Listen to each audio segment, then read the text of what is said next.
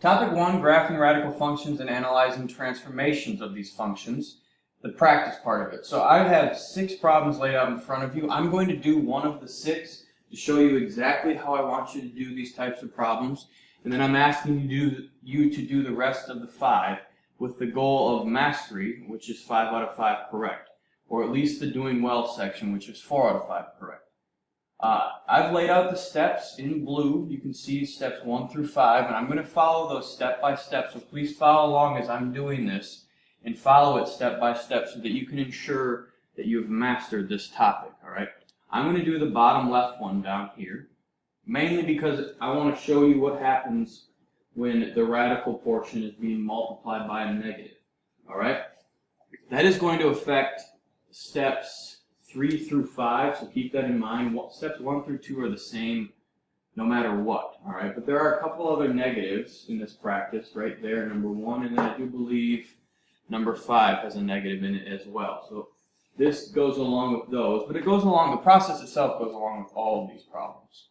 So to begin, if I'm reading this problem, it says y equals negative radical x plus 5 minus 3, all right? The first thing I have to do and the first thing I have to think about is what type of parent function does this have? That's the first question I'm going to ask myself. 2 types of parent functions, again, are cube root and square root. So what type of parent function is this? And the parent function it has is the square root. I know that to be true because right here it's not listed, but anytime it's not listed I know it to be the square root. So the parent function is y equals the square root of x, and its vertex then is 0, 0. We know that to be true from the previous videos. So I have done step 1, so I can go up and check that off, determine the parent function and its vertex. All right. Now, step 2 is to find the vertex of the given function. That's in question, and then plot this vertex, all right? So I'm going to find the vertex of the given function now. And that is a skill we learned in previous videos as well, so this is a little bit of a review. And if you remember, I have to look at my h and k values to tell me the vertex. So my h and k values line up right here, all right? Sometimes one will exist when the other one doesn't. You just have to look at the function itself. The h value is always trapped inside the radical with the x. So I can draw a divider line right here, if I so please. And the k value is always outside of the radical, all right? Usually behind the radical or after the radical, but sometimes it's in front. Please make note that this negative, and technically it's being multiplied by negative 1, it's just not listed, but that negative 1 does nothing to my vertex. And so in this problem up here, number 1, this negative 2 should do nothing to your vertex. All right, so if you remember, to the left of my barrier I just drew, to the left is lying to you. So here it is a positive 5, but the vertex for my new function, sorry, I need to write that step. So here it's a positive 5, but in my vertex, the x value of my vertex is going to be a negative 5 because to the left, the h value is lying to you. So negative 5. To the right, k is telling the truth. So I'll write lying, and k is telling truth. Just ways to remember this process. So k is telling the truth. So k is negative 3 like it states right there. And that is my y value. Alright, so I have found the vertex, negative 5, negative 3. Now I need to plot the vertex. So over to negative 5, down to negative 3. Right there. So I have done step 2. I have found the vertex of the given function, I have plotted it. Alright, on to step 3. Draw a sketch of the new function based off of its vertex. So this step, and then steps 4 and 5 will look a little bit different depending on the function that is given. But when I draw this is when, and I will draw it in blue, let's say, this is when this negative is going to come into play. Because the negative flips it, and so typically, like for any function that exists, so like number 2, there's no negative here. typically any function, please don't write this, but I'm just going to show you. Any function will go up and to the right. That is the basic radical function, all right? But this negative means that it's going to flip across the x-axis. And I know the x-axis is up here now, but I can just flip this to where it's going to go down here. And instead of, I'm going to draw a rough sketch and it's going to go down that way, all right? So please draw just the bottom piece that I drew. It is flipped about the x-axis. That's what the negative does. So anytime you see a negative in front of the radical, you know you have to flip it, and it's going to go down and to the right instead of up and to the right. All right, so I've drawn a rough sketch, and again, I just want it to be a rough sketch. I care more about the vertex and the domain and range than the picture itself. So I've done step 3 right here. Step 4, I'm just going to state in words what kind of transformation happened based off of the parent function's vertex. So I can graph the vertex of 0, 0, and then I know that this moved to the left 5 spaces, so I'm going to put left 5 spaces, and left, and it went down 3 spaces.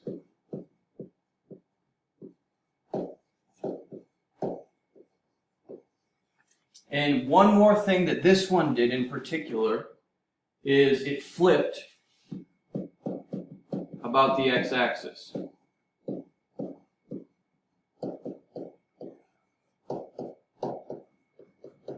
So I'm done with step 4. Finally, step 5.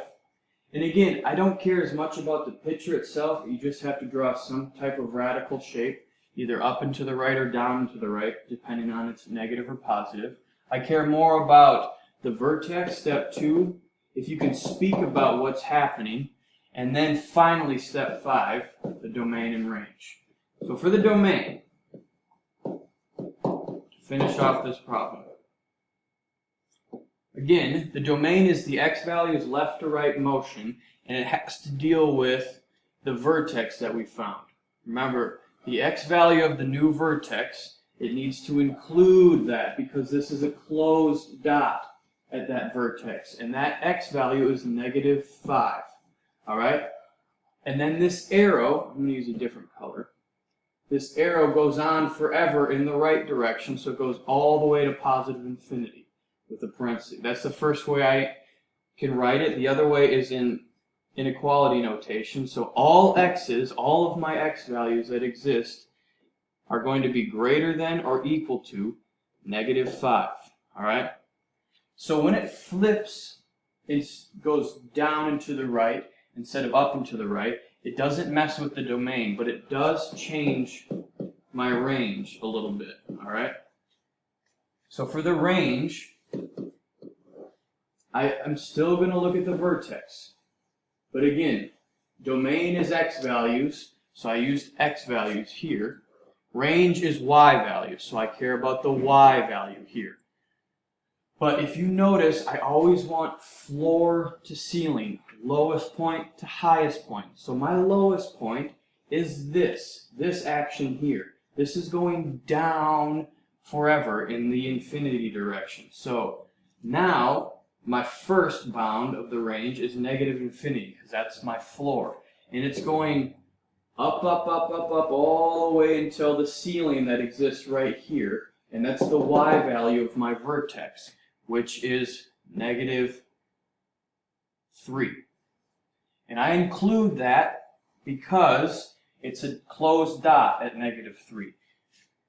So that's my first range, way to right range. Now again, the inequality notation is now I care about y values because it's, again, range is the y values. All of my y values now, if you notice, we're going down.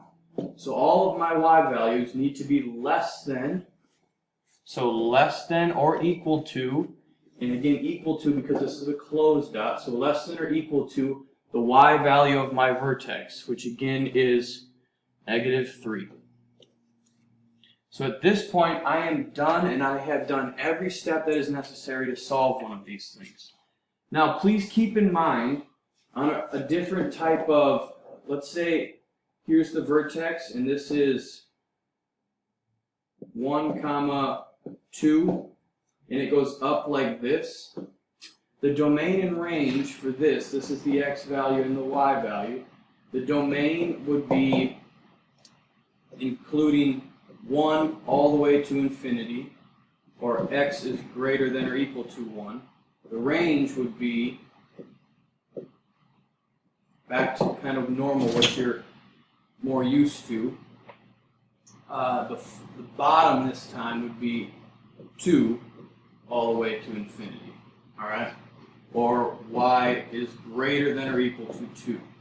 Please notice the difference. I just made that up, but please write that down and notice the difference between what's happening with this range and what's happening with this range. Because of that negative out front, it flipped it and sent it down and to the right, so it changed the endpoints a little bit. So go ahead and try the rest of these 5. I have answer sheets, so please check your work as you're working. And if your answers don't match up with my answer sheets, please raise your hand and I will come check your work.